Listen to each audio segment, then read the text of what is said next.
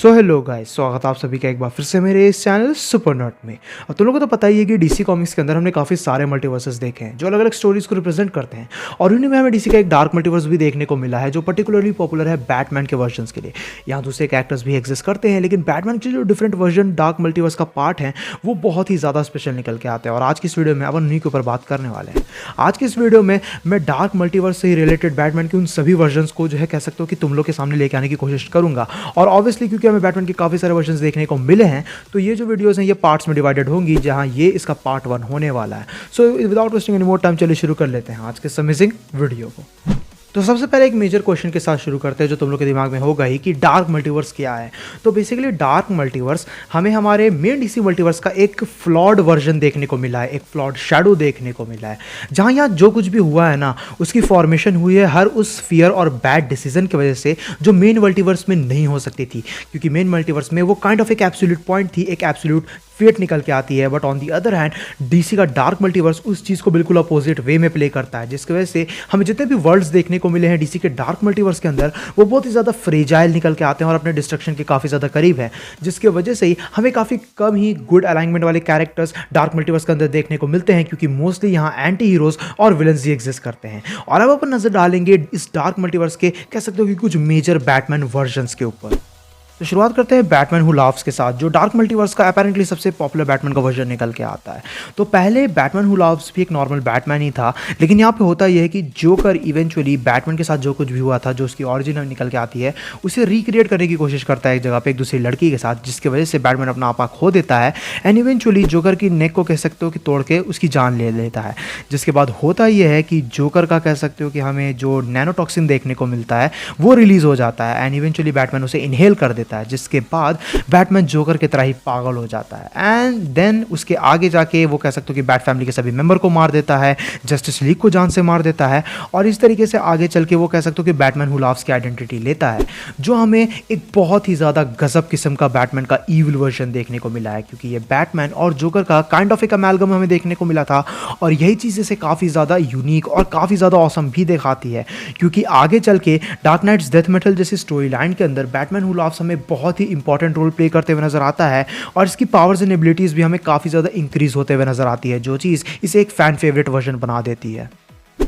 Next up in the list is Barbatos. अब Barbatos की अगर बात की जाए तो हमें काफ़ी पीछे जाना होगा, जहां मल्टीवर्स एग्जिस्टेंस में भी नहीं आया था। उस टाइम क्रिएशन हुई थी मैटर और एंटी मैटर की, जिसे दो सिबलिंग्स कह सकते हो कि मॉनिटर कर रहे थे एंड इवेंचुअली वहीं पे तीसरा सिबलिंग भी क्रिएट हुआ, जिसे नाम दिया गया द फॉर्जर, जो बेसिकली कह सकते हो कि इन्हीं क्रिएशंस के ऊपर नज़र रखता था और दूसरों के वर्ल्ड्स को फॉर्ज करता था, क्रिएट करता था। एंड इवेंचुअली इसी तरीके से डार्क मल्टीवर्स की भी क्रिएशन हुई एंड उस बेसिस से जब भी कह सकते हो कि किसी पर्टिकुलर यूनिवर्स या वर्ल्ड को डिस्ट्रॉय करना होता था, तब वो अपने ड्रैगन बार्बाटॉस को वहां भेजता था उस डिस्ट्रक्शन के लिए। इवेंचुअली आगे चल के इसी वजह से बार्बाटॉस पूरे तरीके से कह सकते हो कि डिस्ट्रक्शन के लस्ट में फंसा रह गया एंड दी एंड अपने ही मालिक को उसने मार दिया, जिसके बाद वो डार्क मल्टीवर्स के अंदर निकल गया और वहां जाके वो बन गया एक इटर्नल गॉड, जो बैटमैन के डिफरेंट वर्जन्स को खोजने लगा। अब बहुत से लोग ये मानेंगे कि बैटमैन का हमें बार्बाटॉस के पर्टिकुलरली वर्जन देखने को नहीं मिला है, बट एक्चुअल में चीज़ यहाँ पे ये निकल के आती है कि यहाँ ये सभी चीज़ों की जो है कह सकते हो कि बीच में शुरुआत होती है फाइनल क्राइसिस के साथ, जहां बैटमैन की डेथ हुई थी, जहां डार्क साइड अपने ओमेगा बीम से बैटमैन को हिट करता है, बट इवेंचुअली माना यह जाता है कि वहां पे बैटमैन को जो है डार्क साइड ने मारा नहीं था, बल्कि टाइमलाइन के लूप में फंसा दिया था। जिसके बाद बैटमैन पहुंच जाता है कह सकते हो कि ब्रॉन्ज एज में, जिसके बाद से वो कॉन्स्टेंटली सीमिंगली अनकंट्रोलेबली कह सकते हो कि टाइम में जंप फॉरवर्ड करता जाता है, जो चीज़ उसे पूरी तरीके से अनस्टेबल कर देती है एंड इवेंचुअली आगे चल के डार्क साइड का वेपन हाइपर अडेप्टर उसकी बॉडी को कंट्रोल कर लेता है। जिसके बाद आगे चल के 1765 के अंदर थॉमस वेन जो है बार्बाटॉस को समन करने की कोशिश करता है, बट वहां पे हाइपर अडेप्टर आ जाता है और पजेस कर लेता है थॉमस वेन को। और इसी तरीके से बार्बाटॉस की स्टोरी हमें देखने को मिली है, जो बहुत ही ज़्यादा कॉम्प्लेक्स निकल के आती है, लेकिन बार्बाटॉस बैटमैन का सबसे स्ट्रॉन्गेस्ट डार्क वर्जन में से एक निकल के आता है, जो हमें डार्क मल्टीवर्स का पार्ट देखने को मिला है। Next up is the merciless. अब द मर्सीलेस भी बैटमैन का एक काफ़ी कूल अल्टरनेट वर्जन निकल के आता है जो डार्क मल्टीवर्स से बिलोंग करता है। अब होता यह है कि इवेंचुअली इस यूनिवर्स का जो बैटमैन रहता है वो एक्चुअली में बन जाता है गॉड ऑफ वॉर, जिसे ही हम बैटमैन दी मर्सीलेस के नाम से जानते हैं, जो eventually God of war Aries को डिफीट कर देता है। और उसके बाद उसके हेलमेट को हासिल करने के बाद जब उसके हेलमेट को पहनता है तब उसके बाद बेसिकली बैटमैन को ये रियलाइज़ होता है कि जो पीस और मॉरलिटी है वो बेसिकली कह सकते हो कि पूरी तरीके से गलत चीज़ निकल के आती है, उसका कोई सेंस नहीं बनता है। इवेंचुअली एक तरीके से कह सकते हो कि उसे करप्ट कर दिया जाता है उसके हेलमेट की वजह से। And that's why basically Batman निकल जाता है एब्सोल्यूट डिस्ट्रक्शन के पाथ पे, जिसके बाद वो अपने एनिमीज को, अपने एलाइज को, सबको मारता चला जाता है। एंड इसी तरीके से हमें द मर्सिलेस देखने को मिला है जो बेसिकली बैटमैन का the God of war version निकल के आता है, जिसके पास बैटमैन की सभी एबिलिटीज़, इंटेलिजेंस वगैरह तो मौजूद थी ही, लेकिन साथ ही साथ इसके पास ग्रीक गॉड की डिवाइन पावर्स भी मौजूद थी जो इसे इंसेनली कैपेबल बना देती है।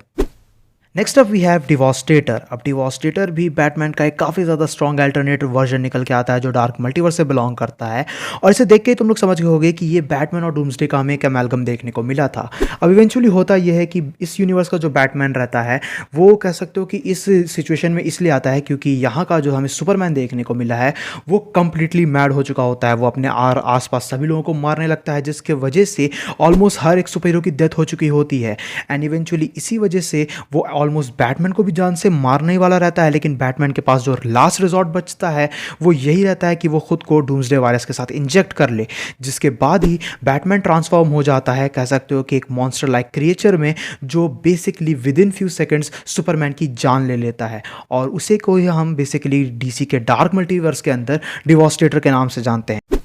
Next up we have the Red Death. अब द रेड डेथ भी एक काफ़ी पॉपुलर बैटमैन का वर्जन निकल के आता है जो हमें डार्क मल्टीवर्स में देखने को मिला है, जो बेसिकली बैटमैन और फ्लैश का एक अमेलगम रहता है। अब होता यह है कि बेसिकली बैटमैन ये मानता है कि फ्लैश इनकम्पोर्टेंट है क्योंकि वो उसके मरे हुए पार्टनर्स को कह सकते हो कि दोबारा जिंदा करने से मना कर देता है, जबकि उसके पास टाइम ट्रैवल करने का एक्सेस मौजूद है। तो इवेंचुअली बैटमैन और फ्लैश के बीच में एक बैटल होती है। बैटमैन किसी तरीके से स्मार्टली उसको ओवर स्मार्ट करके, आउटस्मार्ट करके उसे नॉकआउट कर देता है। जब बैरी उठता है तब उसे पता चलता है कि ऊपर तरीके से टाइड अप हुआ है, और बैटमैन देन बताता है कि उसने अपने बैटमोबाइल के इंजन को कॉस्मिक ट्रेडमिल के साथ कह सकते हो कि रिपर्पस कर दिया है ताकि वो बैरी से स्पीड फोर्स का एक्सेस छीन सके। एंड इवेंचुअली इस प्रोसेस में वो सक्सेसफुल भी हो जाता है, बट उनकी बॉडीज रिप अपार्ट हो जाती हैं। एंड इवेंचुअली वो दोनों ही कैरेक्टर्स आपस में फ्यूज हो जाते हैं, जिसके बाद बेसिकली हमें द रेड डेथ की क्रिएशन होते हुए नजर आती है, जो कह सकते हो कि एक करप्टेड स्पीड फोर्स से बिलोंग करता था। और हमें एक फक्ड अप वर्जन देखने को मिलता है, एक फक्ड अप स्पीड से देखने को मिलता है, जिसका पूरा कंट्रोल तो बैटमैन के पास था, लेकिन वो अपने हेड में बैरी की आवाज़ें सुन सकता था, जो चीज़ कह सकते हो कि रेड डेथ को एक काफ़ी ज़्यादा इंटरेस्टिंग वर्जन बना देती है।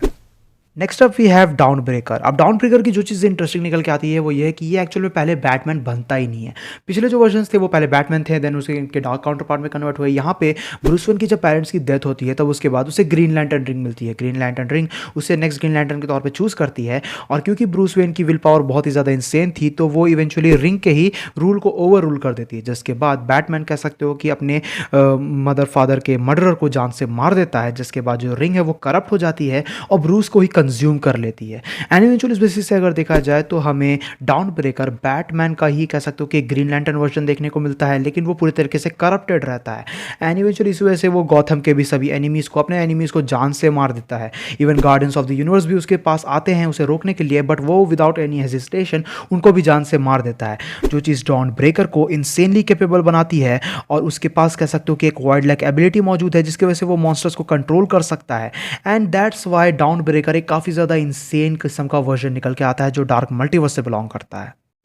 Next up we have Murder Machine. Murder Machine भी एक काफ़ी इंटरेस्टिंग टेक निकल के आता है बैटमैन के ऊपर इन द डार्क मल्टीवर्स, जहां हमें देखने को मिलता है कि बैटमैन रिसीव करता है एक रिकॉर्डिंग जिसके अंदर ये देखने को मिलता है कि बेन अपने हाथों से एल्फ्रेड की जान ले लेता है, जो चीज़ ब्रूस के लिए काफ़ी हार्ड हिटिंग होती है और वो चीज़ ब्रूस को काइंड ऑफ ट्रॉमेटाइज कर देती है, जिसके बाद वो कॉन्स्टेंटली उस चीज़ को देखता जाता है, जो चीज़ जस्टिस लीग के मेंबर्स को भी वरीड कर देती है। इवेंचुअली ब्रूस साइबर की मदद से कह सकते हो कि एल्फ्रेड का एक AI क्रिएट कर रहा था और उसे ही वो कह सकते हो कि इनेबल करने की कोशिश करता है, जिसके पहले तो साइबर मना कर देता है, बट बाद में उसे ये रियलाइज़ होता है कि शायद ये चीज़ बैटमैन को मूव ऑन करने में हेल्प करे, जिसके बाद ये चीज़ निकल के आती है कि एक्चुअल में जो वो AI क्रिएट उन लोगों ने किया था वो ईविल रहता है, और उसी तरीके से वो एक किलिंग स्प्री पे निकल जाता है, काफ़ी सारे आर्खम असाइलम के कह सकते हो कि लोगों को मार देता है जान से, और वही चीज़ एक काफ़ी ज़्यादा प्रॉब्लमेटिक चीज़ निकल के आती है, जिसके बाद हमें काफ़ी सारे मल्टीपल वर्जन्स देखने को मिलते हैं उन AIs के, जो बेसिकली ब्रूस को कह सकते हो कि सराउंड कर लेते हैं और जस्टिस लीग के मेंबर्स को भी मारने लगते हैं। इवेंचुअली जिसके बाद होता यही है कि ब्रूस भी पजेस्ड हो जाता है उन एआईज़ के साथ और बन जाता है murder machine,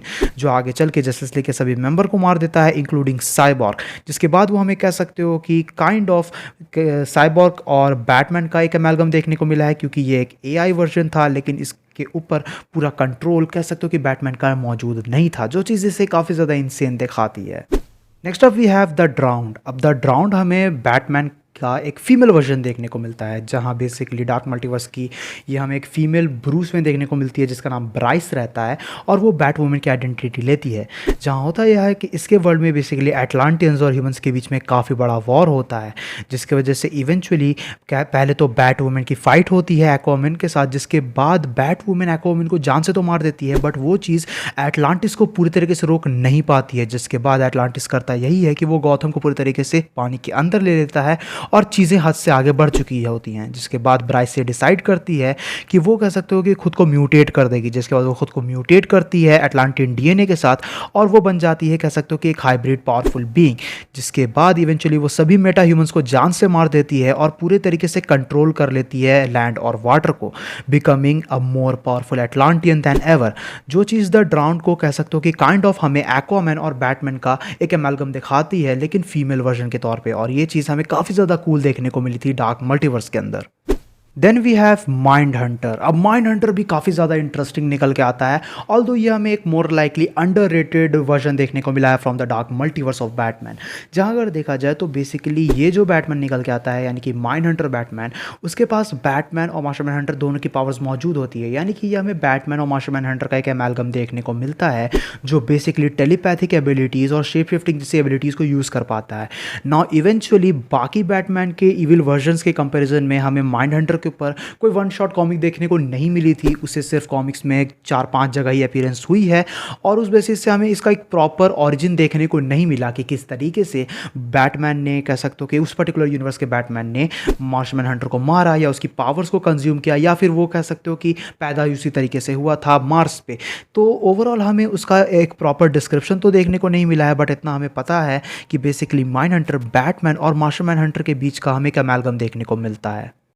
and finally the last one for the video, dark father. अब डार्क फादर को देख के तुम लोग समझ ही सकते हो कि ये हमें बेसिकली बैटमैन और डार्क साइड का अमैल्गम देखने को मिला था, जो बिलोंग करता है कह सकते हो कि डार्क मल्टीवर्स के साथ। ये भी एक काफ़ी ज़्यादा क्रेजी वर्जन निकल के आता है, जहाँ बैटमैन पहले एक विजिलेंटी रहता है, उसकी फाइट डार्क साइड के साथ होती है, एंड फाइनली वो ईविल गॉड डार्क साइड को डिफीट कर लेता है, उसके कह सकते हो कि गॉडहुड को हासिल कर लेता है। बट चीज़ों को कह सकते हो कि कंप्लीटली एक्वायर करने से पहले बैटमैन जाता है एंटी लाइफ इक्वेशन को कह सकते हो कि मास्टर करने के लिए, जिसमें वो सक्सेसफुल हो जाता है। जिसके बाद वो पैराडीमंस को अल्टर करता है, अपोकलिप्स को न्यू अपोकलिप्स में कन्वर्ट करता है, और इन सब के बाद हमें देखने को मिलता है डार्क फादर, जो बेसिकली बैटमैन और डार्क साइड का एक अमैल्गम निकल के आता है, जो बहुत ही ज़्यादा पावरफुल था, स्पेसिफिकली क्योंकि उसके पास एंटी लाइफ इक्वेशन का एक्सेस मौजूद था। और तो और वो अल्फ्रेड बॉक्स भी क्रिएट करता है, जस्ट लाइक मदर बॉक्स, जो चीज़ बहुत ही ज़्यादा इंसेन, बहुत ही ज़्यादा क्रेजी निकल के आती है। ऑल्दो आगे चल के वो एंटी लाइफ इक्वेशन को सुपरमैन के हवाले कर देता है, लेकिन जब आगे चल के डार्क नाइट्स आर्मी की क्रिएशन होती है, कह सकते हो कि अर्थ जीरो को इन्वेट करने के लिए बैटमैन हु लाव्स के द्वारा, तब वहां पे फिर हमें डार्क फादर दोबारा रीअपीयर होते हुए नजर आता है, जो चीज़ कह सकते हो कि बैटमैन के इस वर्जन को भी काफ़ी ज़्यादा कूल दिखाती है, काफ़ी ज़्यादा इंसेन दिखाती है। So guys that's it for part 1 right now. अभी और भी कह सकते हो कि काफ़ी सारे क्रेजी और अपसर्ड वर्जन्स तुम्हें देखने को मिलेंगे अपकमिंग पार्ट्स में, जिन्हें मैं डिस्कस करूंगा। आई होप कि तुम्हें वीडियो पसंद आई होगी। अगर ये वीडियो पसंद आए तो इस वीडियो को अपना थम्स अप देना, अपने दोस्तों के साथ शेयर करना, चैनल पर नहीं हो तो चैनल को जरूर से सब्सक्राइब भी कर लेना। मेरे इंस्टाग्राम और एनीमे चैनल का भी लिंक नीचे डिस्क्रिप्शन में है, तो मुझे वहाँ पर भी चेकआउट कर सकते हो। मैं मिलता हूँ तुमसे ऐसे किसी नेक्स्ट वीडियो में। Till then bye, stay tuned, stay awesome.